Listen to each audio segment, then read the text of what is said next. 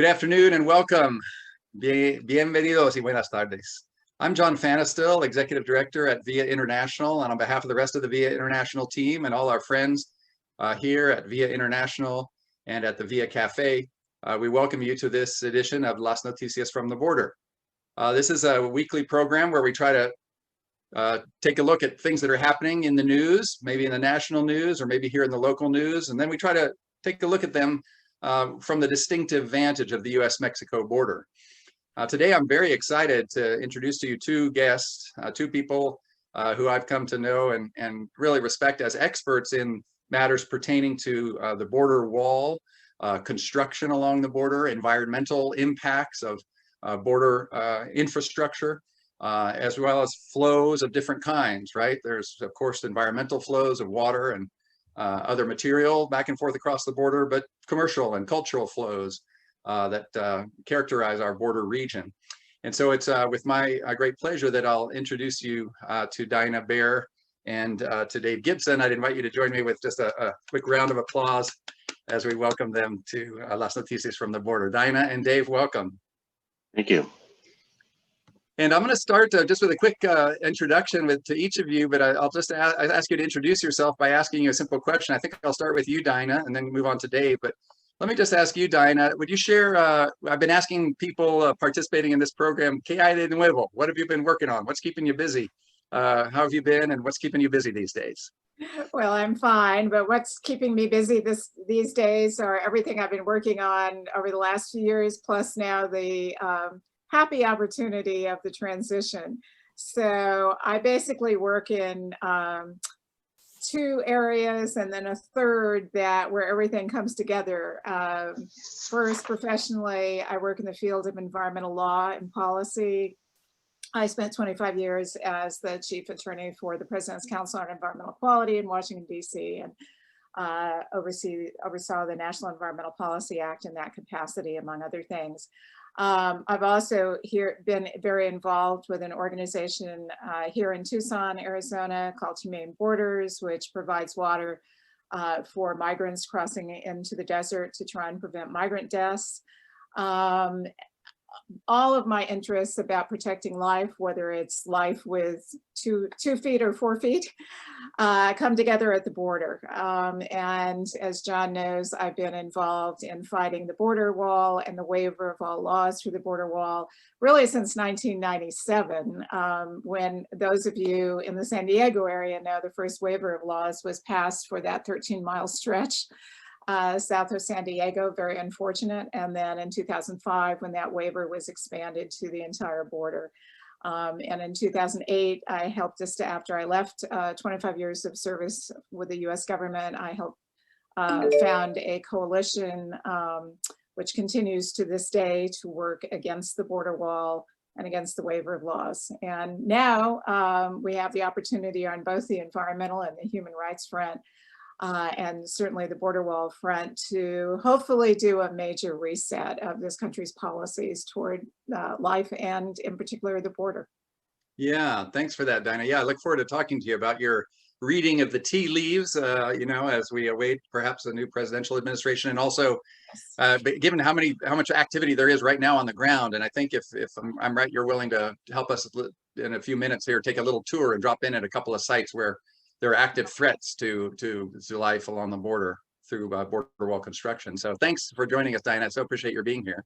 Sure. And let me also, just before moving on then, and ask Dave Gibson the same question. Welcome, Dave. ¿Qué hay de nuevo? What have you been working on? What's keeping you busy? Well, first of all, I'll start off with not knowing if everyone knows what the Regional Water Quality Control Board is and what we do. Yeah, good idea. Yeah, otherwise my explanation won't mean very much. California is relatively unique in the nation. We are a delegated state, so we have the full authority to enforce the Clean Water Act. US EPA has delegated their authority entirely to the state of California. And California is unique in the nation in that we've divided the state up into watershed boundaries. There are 9 regions, watersheds or groups of watersheds, in which we regulate water quality under the state's Porter Cologne Water Quality Control Act, which preceded the Clean Water Act, and the Clean Water Act itself. So we regulate discharges of waste, we protect water quality, we do many, many, many things on that. Everything from underground storage tanks to landfills to, yes, border issues. So what's keeping me busy these days? Well, we have a board meeting tomorrow. Our board is appointed by the governor, and they serve a 4-year term subject to Senate confirmation, California Senate confirmation. Our vice chair, Celeste Cantu, from the Imperial Valley, now resident of Temecula, was appointed by Governor Newsom just last week, reappointed. And so she'll be undergoing her Senate confirmation process this coming year. We have 7 board members right now. We're expecting all of them to be in attendance tomorrow. And among the things that I'm preparing for is the adoption of biological objectives into our basin plan. Our basin plan is a regulatory document, has the force of law. It is one of the bases that we use for enforcement. And that addition of biological objectives is actually related to the border work. We may touch on that later on. But we're also going to receive an update on the Rewild project in Mission Bay and on Lake San Marcos. But that's just one full-time job. The other full-time job is, of course, the border areas, and we'll talk lots about that. But we have a meeting this week with US EPA on the USMCA. We're also working on the NPDES permit for the International Boundary and Water Commission that we regulate. There's monitoring issues. There's a flow going on today in Stewart's Drain that we're investigating, total maximum daily loads, and much, much more. Yeah. Beyond that, we're updating our strategic plan, our practical vision, which the board will consider in February next year, which is an outcomes-based regulatory approach to strategic planning, where we try to attain objectives. And in this case, again, the border becomes front and center among our top priorities. Yeah, Dave, thanks so much. Well, thank you for joining us. And I was so excited when I learned that the two of you were available on the same date, because I figured you two would have a lot of interests in common. And I'm actually going to just bring you both into the spotlight here. And I welcome you to back and forth, even as I tried to guide the conversation here. I thought what we would do is maybe just kind of check in at a few spots along the border and elaborate. For many of our people in the Zoom audience today are very knowledgeable, but just to rehearse a little bit about the policy making and the political environment, the context within which construction and infrastructure and border walls, happen.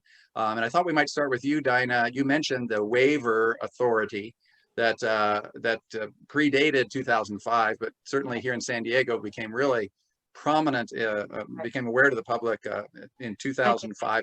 Describe to us a little, just for the uninitiated, what is that waiver authority? What does it actually allow for the federal government to do along the borderlands? Sure. Unfortunately, it allows them to do just about anything at the border. It's not as wide as the borderlands, thank goodness, but it is everywhere at the border.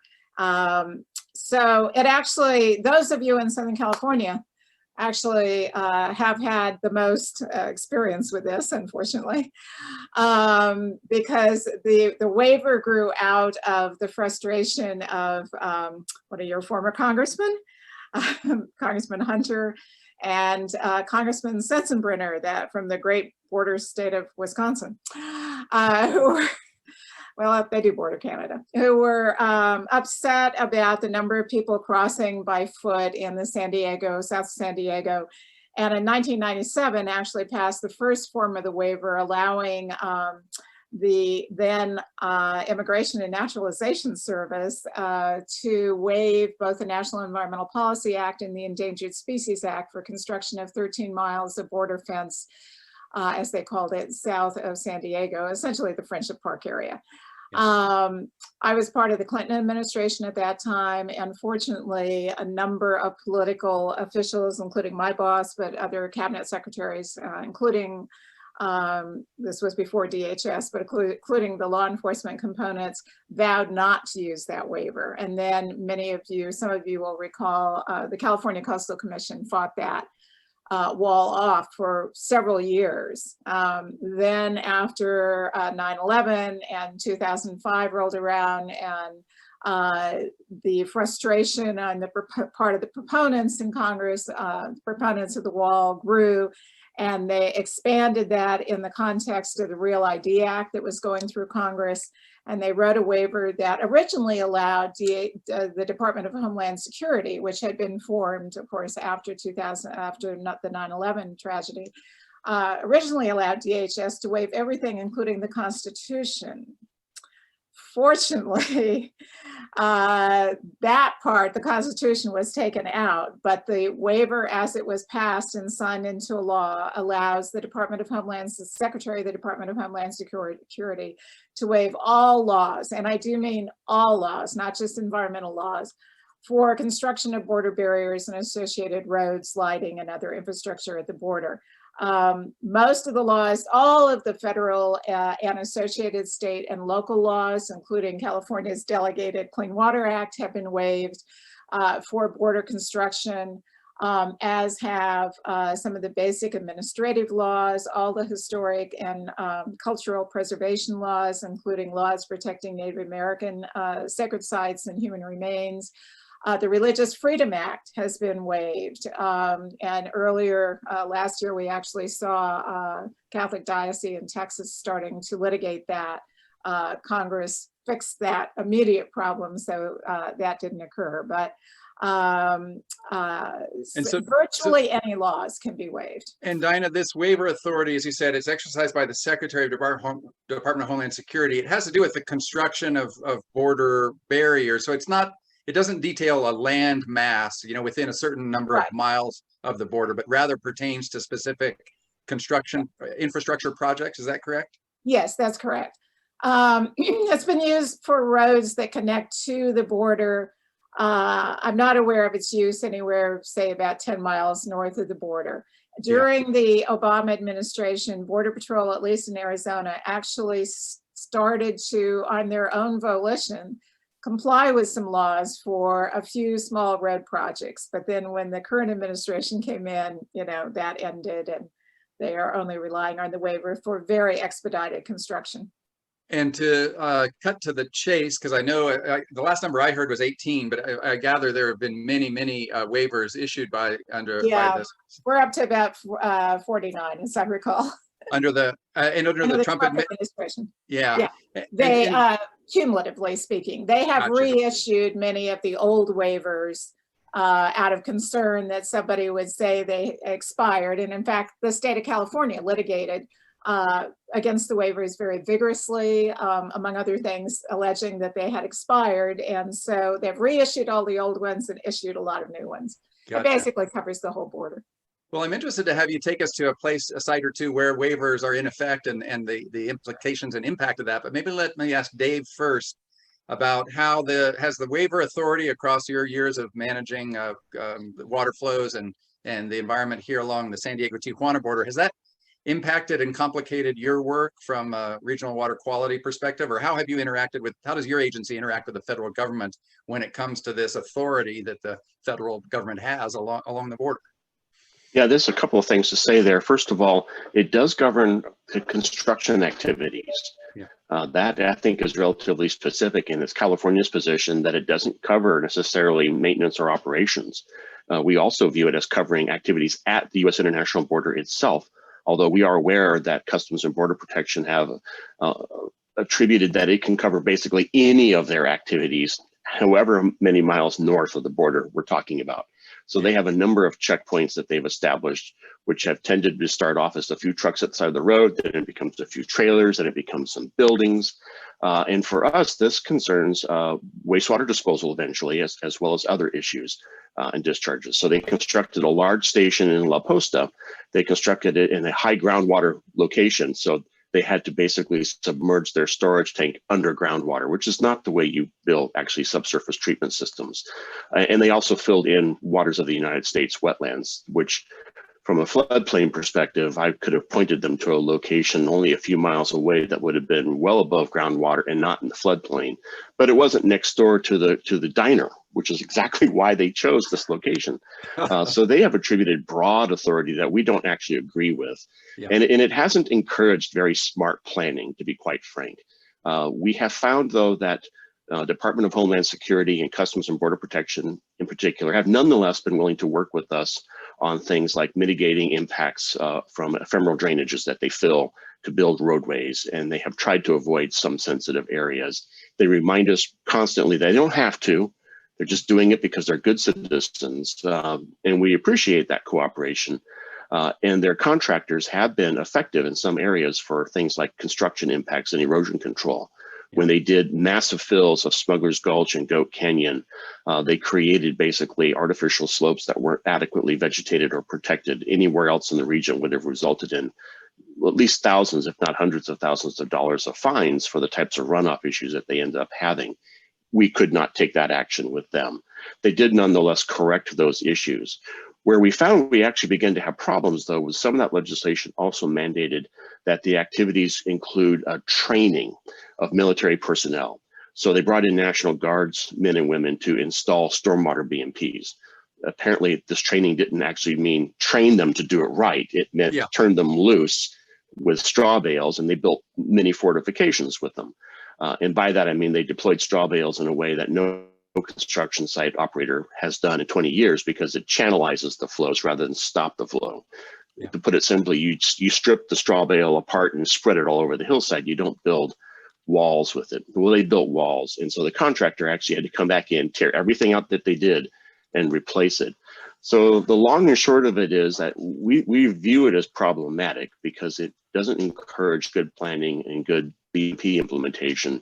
And yet nonetheless, Customs and Border Protection and Homeland Security have at times tried to do the right thing, even if they constantly remind us they don't have to. Yeah. So it's not great. It could have been worse though. And it doesn't address the flows that we're going to talk about mostly today, which is the cross-border transboundary flows. Gotcha. Well, and Dinah, you mentioned the 2005 Rail ID Act and the expansion of this waiver authority. So this is the authority granted by Congress, if I'm not mistaken, effectively to the and then this has allowed administrations of both parties to exercise or not according to their discretion. Is that about right? Yeah, that's correct. Obama didn't issue any new waivers, but he also didn't rescind any waivers. But both Bush and Trump obviously have used it a lot. Well, and then tell us, I have a couple of sites here. I think that Dinah, you could tell us about where are there waivers in place now, and how is this playing out on the border? How is construction, play out on the border under this umbrella of secrecy that is the waiver authority, or the umbrella of opacity? Well, virtually, like I said, all the construction on the border comes under the waiver, and there's ongoing construction in all 4 border states right now. As a generalization, I would say that the Border Patrol does go through this kind of, we're going to give public notice and take comment process all up and down the border. Those of us who have engaged in that process for many years have found it to be incredibly unsatisfactory. It's nothing like what would occur if they were actually in compliance with the laws. For example, there have been times when they've issued a invitation for comment and then issued the contract and started the construction before the comment period is over. They've claimed consultation with Native American tribes and with local governments when in fact that hasn't occurred other than the most minimal notice of this comment period. So the whole thing has been very unsatisfactory. Did you want me to go through a couple of geographic? Yeah. Which one do you want to look at first here? Okay. I will say I'm going to skip California because Dan Watman's there, and all of you I think are very familiar with both the Friendship Park and hopefully with the Otay Mountains, which Dan is doing a fabulous job of documenting right now. So going east to Arizona, Quito Baquito is probably the single best known and most anguished over site here in Arizona. Quito Baquito is a, excuse me, is a perennial water body in the Sonoran Desert in Oregon Pipe Cactus National Monument. It's the only reliable source of water essentially between the mountains that separate Oregon Pipe from Nogales and Yuma, Arizona. It has documented human use of up to about 8,000 years of Native American history, burial sites, etc. It also has early settler history. And as you can imagine, it's a very, very important place for wildlife. There's actually a pond there. It's a beautiful site. Unfortunately, the pond is literally 200 feet from the border. I'm not seeing it exactly, but it's, well, it should be, yeah, right here where it says Quito Baquito. So that's the, whoop, no, Too much? yeah, it's right there. Over here on the, well, what's my left-hand screen, but where I've got the arrow right now. I can't see your arrow, so help me navigate to it, Okay. Dinah, if you could. Move to the left. Yeah. Okay, so see that pond, look at, there it is. Yep, you got it. There have been, now the only place in Arizona, there it is. The only place in Arizona that is not being walled is the Tohono O'odham Reservation, which is the second largest reservation in the United States. They have 75 miles on the border. They have vehicle barrier, not pedestrian wall. But all of this area along the border is sacred to them, and particularly Quito Baquito. So we have had several demonstrations from Tohono O'odham activists in the last month, because this wall now is essentially up with lighting and the law enforcement area, et cetera. And unfortunately, the activists have been met with tear gas, rubber bullets, some very nasty stuff going on. The Tohono O'odham Nation has fought this every way they can and continues to do so. And Dinah, am I right? This is a very blurry, but this is a Google Earth view. And is it the 30-foot wall that they've been putting in at that location? Yes, yes. So this is a 30-foot wall with the high-speed patrol road on either side to facilitate the travel back and forth of Border Patrol. Is that correct? Well, not on the Mexican side, but yeah. Okay. Well, there is actually, having said that, Highway 2 is on the Mexican side, so there actually is a road on the Mexican side, but gotcha. But it's not for the Border Patrol. Gotcha. But besides being sacred and important to Tohono O'odham, it is a very precious place for everyone in Southern Arizona, and it's getting a lot of attention and the cause of a lot of anguish here in Southern Arizona. Yeah. So the next side, I would move to briefly moving east. On the other side of Lukeville would be the area that crosses the Arizona-New Mexico border. You're gonna have to zoom in very close, just at the corner, literally, yep. Okay, so zoom in there and you're gonna see, yep, this ridge of the mountain ridge. There is a canyon that is actually cuts right across the borderline. It's called Guadalupe Canyon. It is so steep, and this is not really showing up real well here, but it is so steep that it is the only place I know that is actually now more expensive than Smuggler's Gulch. The minimum estimate I've seen is $41 million a mile. Go in a lot closer, just where where the is right there. Right through here, huh? Yeah. Yeah. It's just, they're dynamiting all the mountains, blowing them up. It is absolutely tragic. I've seen estimates from $41 million to $110 million a mile. And it is one of the last crossings for jaguars in the United States. Also very historic, and there is one very appalled, upset ranching family that has land down there. But it's just tragic. Well, and because you referenced Smuggler's Gulch, let me just go there for a minute so people can compare and contrast. And Dave could describe for us. Many others on this call are familiar with this, but some perhaps are not as familiar with Smuggler's Gulch and the infrastructure project that played out there about 10 years ago.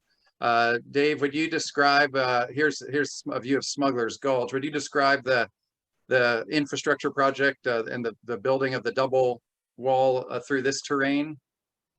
Yeah, so this is Matadero Canyon in Tijuana, one of the several large tributaries of the Tijuana River. It flows from south to north. On the U.S. side, it's called Smuggler's Gulch for obvious reasons. There was historical ranching in the area. And in 2003, Customs and Border Protection proposed to basically fill the entire canyon from wall to wall, and then put on top of that their road and new fence line. There already was the sheet metal fence that was there. In fact, it's still there. And in places, there are actually 2 or even 3 layers of fencing. And this is one of them. So the original old sheet metal fence is there, and now up on that raised embankment, and you can see it there. It's a high-speed road, and that's one of the places where you can actually travel on both sides of the fence because the fence is well onto the U.S. side. Yeah. And then down there toward where it says United States, that's the old sheet metal fence, and that's basically right on the border, just a foot or so inside. Right. So Matadero Canyon can carry fairly substantial flows when it rains. One of the characteristics of this area, and no less true in Arizona, I'm sure, is that it goes from nothing, bone dry, to a very substantial flow. You could float a large boat in within hours, and Matadero Canyon is no exception. When this was constructed, Customs and Border Protection agreed, and International Boundary and Water Commission agreed to operate flow diverters for dry weather flows. And so you can actually see it in that photograph there on the northern side of the embankment towards the toe, just below that green space. You need to move up a little bit to the north. There you go. That structure right there where your cursor is pointing is actually the diversion structure for Smuggler's Gulch. So on a dry day, when it's not raining, up to about 14 million gallons per day can be diverted from the canyon at that point into the South Bay International Wastewater Treatment Plant. And there are 5 such canyon collectors located along the border from Goat Canyon on the west to Stewart's Drain on the east, which are tributary to the main channel of the Tijuana River, which carries the largest flows. So the only other thing to mention, I think, here, which is of interest, is some of the viewers may recall that last winter, there was a major failure of a culvert underneath Highway 1, which is that east-west highway that connects Tijuana to Playa Tijuana. That basically created an impoundment. That's actually Monument Road. Your cursor needs to go a little bit farther south of the border. There you go, right in that area. That created an impoundment of something like 500 million gallons of stormwater and wastewater because it completely flooded the Matadero Canyon sewer pump station, which conveys the wastewater from about 14 square miles of the city to the San Antonio de los Buenos wastewater plant. So we were concerned that that embankment might fail. It was never designed to be a hydraulic dam. It fortunately did not. And over time, CESP, the state agency responsible for water and wastewater, was able to finally get pumps in and begin pumping some of that water out of the impoundment and to begin trying to open that culvert.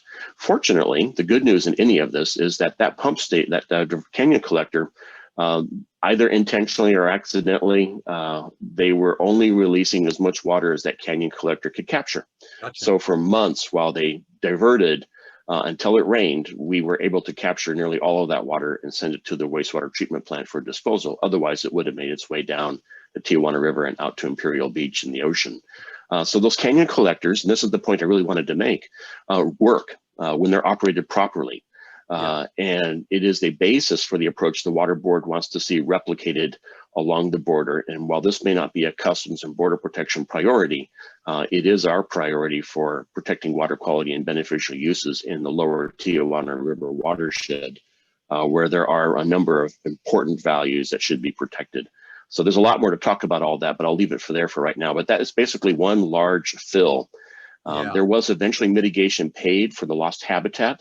The County of San Diego received most of that funding.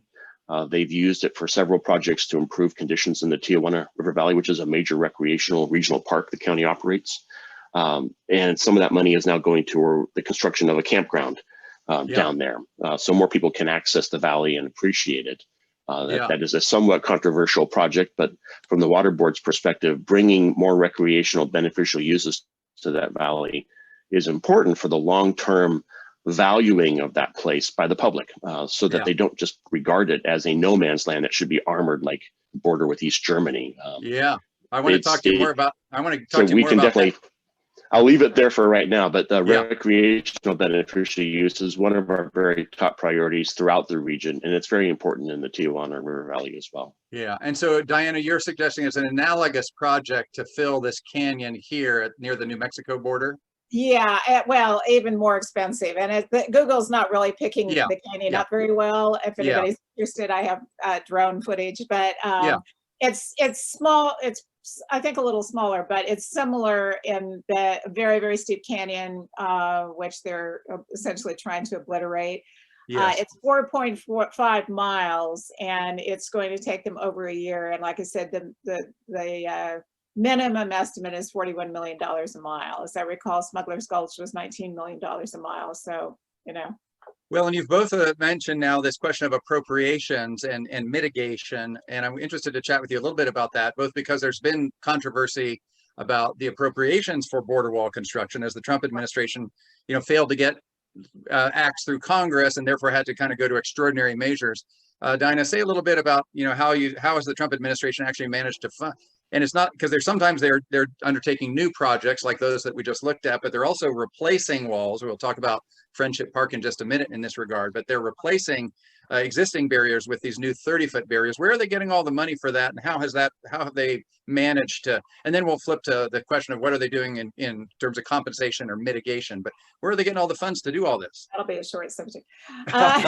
They're getting the money mostly from the Department of Defense. They're getting a small amount in the context of $15 billion from the Treasury Department, but by far the most of the money is coming from either what's called Section 284 money, which is money allocated to counter drug efforts, or military construction funds. And there's been a lot of press on that because they took money initially out of a lot of domestic projects, and that got too much bad press, so they switched it to projects overseas where there's less of a domestic reaction.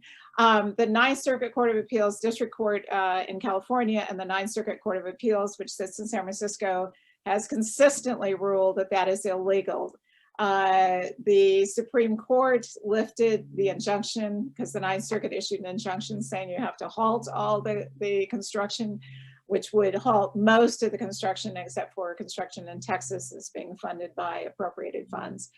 Supreme Court halted that injunction. It's been back and forth. There's about 7 lawsuits going on, but suffice it to say that every lower court that has heard the issue of whether or not DHS could use the Defense Department's funding for the border wall has ruled no. The Supreme Court has now taken the case on its merits, and it's going to be heard, argued probably in February. There are briefs being written right now. We are hopeful that the new administration will make this argument unnecessary because frankly, our chances at the Supreme Court are not great, not impossible, but they're not great. Yeah. So that's basically how they funded it. It's 30-foot wall basically all along the border. For a time there, Dinah, I was interested just thinking in public relations term, for a time there, it seemed to us here in San Diego that opponents of the border wall in Congress, Democratic legislators in particular, were getting a lot of mileage out of saying that Trump isn't building any wall, that he's not, but in fact, they were replacing a lot of wall with this new 30-foot, and now they are, in fact, over the last 6 months, especially, it seems to me, they've really begun to break new turf on building. I don't know how many miles of new wall are actually under construction. Well, they have claimed that the official number now is, as of about 3 weeks ago, was 400 miles, but they're building several miles every day. So I'd say it's about 430 by now. Yeah. But, a word about the replacement wall. That's not just taking an area that's already trashed and trashing it more. That includes hundreds of miles of vehicle barriers, low vehicle barriers that you and I could easily cross over, and so can jaguars and pronghorn antelopes and other wildlife. So most of Arizona had vehicle barriers, including Quito Baquito. Lots of other places, wildlife refuges, national monuments had vehicle barrier, much less destructive. Nobody wants cars driving over these areas anyway. So there wasn't a huge objection to that. When the media, which I think was trying to deride Trump's claims, said that's not really new wall, our coalition really pushed back against that and showed video after video comparing these very easy vehicle barriers that wildlife and people can cross over compared to this 30-foot monstrosity. It certainly is new wall. Yeah, I mean, Trump is right. That's one thing he's right about. He is building new wall. Yeah. And so that impact, these impacts, Dave, you alluded to this with mitigation funds. This is the federal government sometimes seizing land from state or local landholders, and then building under a waiver authority, major construction projects. And then there's this process by which the federal government is supposed to compensate or mitigate the landholders for damages incurred. I know this may vary greatly from jurisdiction to jurisdiction, but how does that process work, Dave? And you've mentioned that the state of California has come into some funding, but how does that work? Does the federal government kind of play ball with local landholders and come up with an agreed upon sum, or is this litigated? How do compensation and mitigation funding actually come into the possession of local landholders? So this is not a subject I know a great deal about, but what I can share is that in the case of the construction from 2003 to 2005, property belonging to the County of San Diego and the state of California was taken by the federal government and filled to create the road base and the fencing. Money was paid to the state of California through the Coastal Conservancy to offset some of those impacts, because Coastal Conservancy has funded many projects in the Tijuana River Valley. Some of it went to state parks, and some of that money was later drawn by the County of San Diego for funding for the Smuggler's Gulch project and for the campground project that they're now pursuing. So that is what I pretty much know about it, but that I don't know that there's any additional funding that's been provided since then for those areas or any of the areas further east that have been impacted. Right. And Dinah, and there was just one sum of money that was allocated back in 2008. It went entirely to either the Southern California area, south of San Diego, or a little bit in the Rio Grande Valley. There's been no mitigation money since then. And is there talk of, I know the immediate hope is that, well, let's talk about that. Am I right that the hope among some members of your coalition, for instance, Dinah, would be that the Biden administration might declare a moratorium on new wall construction? Would that be something that could be done by executive action straight out the chute by a Biden administration? Yes, what we're asking the Biden administration to do, excuse me, is to terminate the contracts immediately. All government contracts can be terminated for the convenience of the government. That's written in every contract. There is no legal reason they can't terminate them on day two. Day one is going to be a little busy getting sworn in. They do have to have somebody at DHS who has legal authority, and for the person who questioned the authority of the current acting secretary, yes, that's being litigated too, but hasn't been decided yet. At any rate, as soon as they have somebody with legal authority, they can terminate the contracts. That's what we're asking them to do. But very importantly, at the same time we're having those discussions, Congress has got $1.98 billion of more border wall funding in fiscal year 2021 appropriations. That needs to be resolved by December 11th. This is much more urgent than even and much more timely than the inaugural. If Congress doesn't fund the government by December 11th, we'll have another shutdown, which from a border wall perspective, might not be all bad, except that the border wall construction, unfortunately, doesn't get shut down. But there's a very serious possibility that Congress may fund billions more as a result of just hurrying up to fund the government. And then the president can't rescind that money. Congress would have to rescind that money, which is another big lift. So yes, the president can terminate the contracts, but if Congress gives the president $2 more billion, they're going to expect him to spend it. So we need to be making sure that our members of Congress do not support more border wall funding between now and December 11th.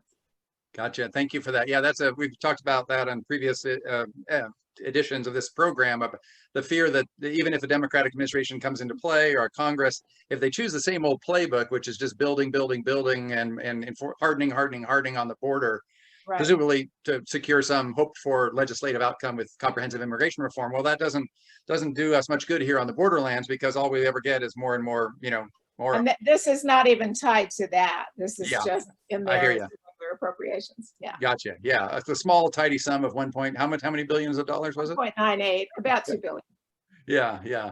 Well, and Dave, briefly, I know there was a lot in the news here locally about a $300 million allocation to build, if I'm not mistaken, an additional, to increase the water treatment capacity. Tell us about those funds. Where did those funds come from? And how will they impact the work that you all do here between San Diego and Tijuana in managing water flows? Yeah, that's a really large subject. I'll try to be brief. Credit where credit's due. Congressman Levin, Peters, Vargas, and Davis worked with the House leadership and the administration to come up with funding under the USMCA Act for the Tijuana River watershed. The interesting part of it was that while that legislation was pretty specific, that it was to go to border water quality infrastructure in the Tijuana River watershed, it then also punted the funding authority to US EPA under their Border Water Pollution Improvement Program. So there was a long debate about whether or not that meant EPA could fritter the money all along the border from San Diego to Brownsville, or whether they really had to commit to the Tijuana River watershed. Those conversations seem to have wended their way, and right now the discussion is about infrastructure in the Tijuana River watershed. But the question still remained where and what. So right now, EPA has formed what they were calling an interagency advisory group. They've changed the name to another ridiculous acronym, but it's state and federal agencies to advise and to participate in the discussions with EPA on what they're going to study and what they're going to pay for. So right now, they are focusing on the Tijuana River watershed.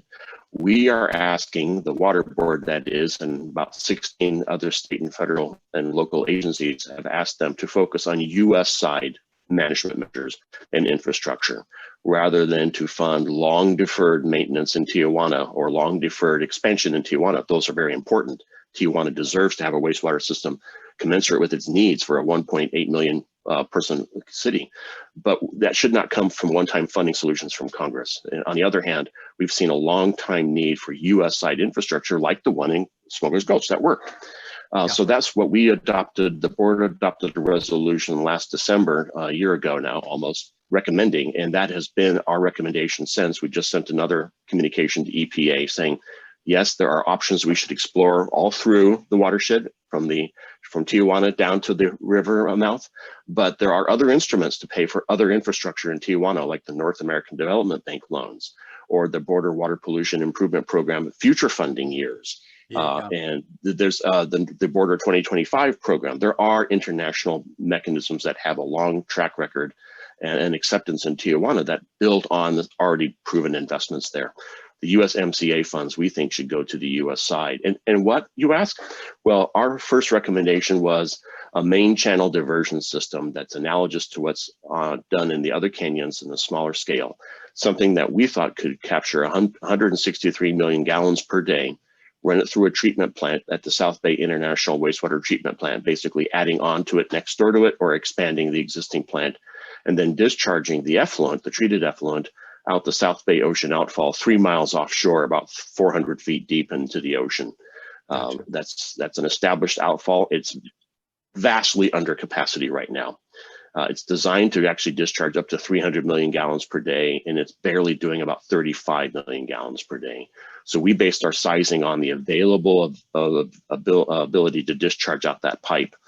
Now, EPA is studying that option. They're looking at various sizing options from 35 million gallons per day up to 163. They're comparing that against other options that they may have in Tijuana for infrastructure replacement there, and other projects like Smuggler's Gulch, sediment and trash booms and so on. They have a meeting day after tomorrow with us, and then a public meeting on the 20th. And so far, when they have shared us information, that has been pretty much the same presentation the public receives a day later in this case. So that is the shortest version I can give you on that. It's still very much a gray area. Yeah, no, thank you though. And it reminds me, before we close, I want to just put up the Otay Mountain Wilderness, have our friend Dan Wattman just mentioned his travels up in the Otay Mountains, again, another site of new border wall construction. But to close out this formal conversation, I'm just reminded, you alluded to it earlier, you both have alluded to it, that instead of a strategic plan in any of these regards, it is the federal government, I hate, and I'll use the lay vernacular of running amok, and then trying to mitigate or compensate or include after the fact, stakeholders locally who actually know a lot more about, facts on the ground. And it sure would be nice if someday we had I guess this falls under Homeland Security, given the reorganization of the federal government post 9/11, but it sure would be nice to have somebody inside and high up at the DHS who really knew the borderlands and was willing to take seriously the input of stakeholders and local governments and communities along the border. Unfortunately, I have not seen that in my couple of decades of hanging around here in San Diego, Tijuana. But Diana, do you have any indication? Are there people in the Biden transition team or people that you're hoping will kind of whose voices might be heard inside an incoming Biden administration when it comes to border wall or border enforcement and that whole conversation? Oh, sorry, sure. We just got the list a couple of days ago about who's on the transition team. We have bios on all of them. I'm happy to send you the link if you want to share that or post it somewhere. But there are some interesting people. The chair of that team is with America's Voice and is the director of DHS Watch.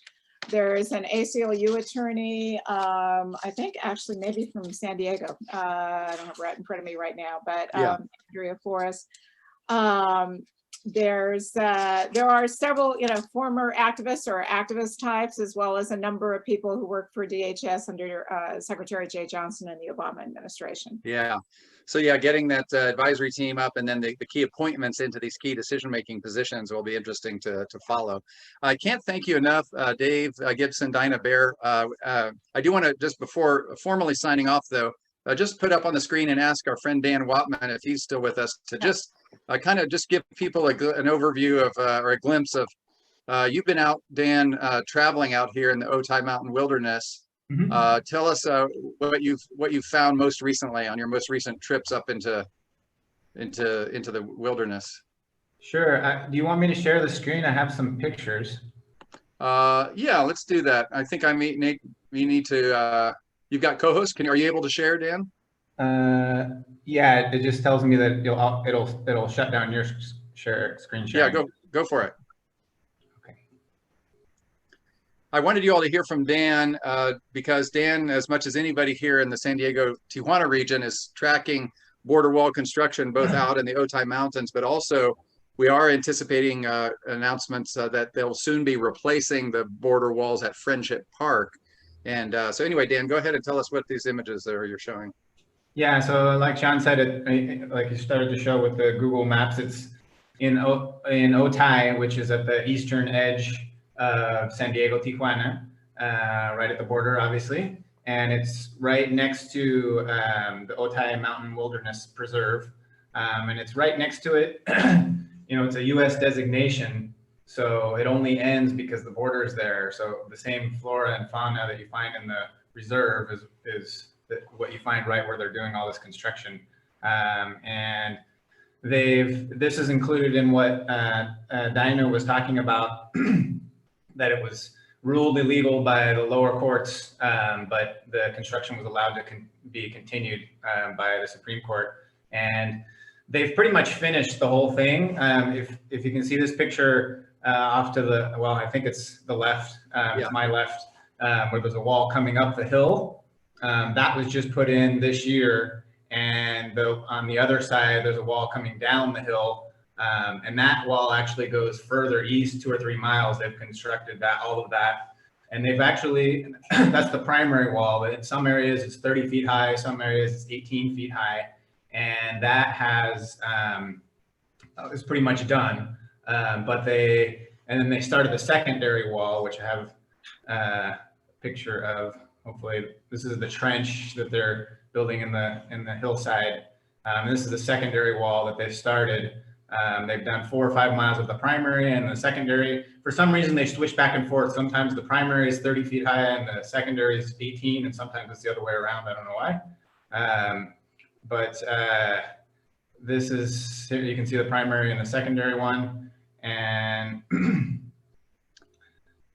there's Pedro, another documentarian, and this is the canyon that they kind of saved for last, in that first picture that you saw, and they graded the whole hillside here just to be able to make roads to be able to get down into this canyon. So it's kind of a microcosm of what they're doing along the whole border. And then once they get down there, this is an extremely rocky area. And so they've used dynamite in close to half the whole area. So they're definitely going to have to use dynamite to get through these boulders as well. And so it's destroying all this native habitat. And I've kind of grown to like it a lot over the last year or so, because I go out there and I see all kinds of birds and different kinds of animals and plants, and it's quite sad to see it all being destroyed. Yeah, Dan, thank you for your work documenting that. I do want to just sign off by encouraging folks who are either in the Zoom room here or who will watch this later on Facebook or YouTube to feel free to drop us a line at VIA International, myself or Robert Vivar, Lisa Sabatini, and the rest of the staff here. Also, Dan Watman and the network of people organizing through the Friends of Friendship Park are all good contacts.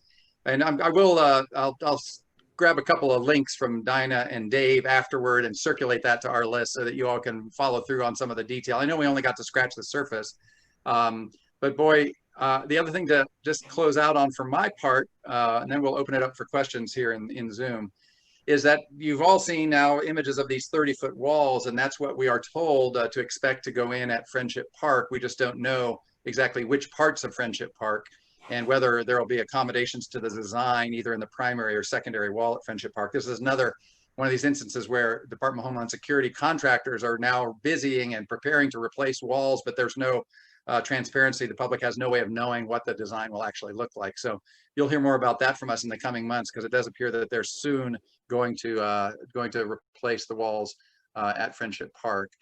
For now, folks, that's it from Las Noticias from the Border. We're here on Tuesdays at 12 noon. Will you join me in giving a round of applause, especially to Dinah Baer, Dave Gibson, and also Dan Watman there at the end for that brief glimpse of the Otay Mountain Wilderness. I'm going to sign off for now. Drop us a line anytime at viacafe.org, and we'll stay online here in the Zoom room for a little bit of follow-up conversation. Thanks for joining us.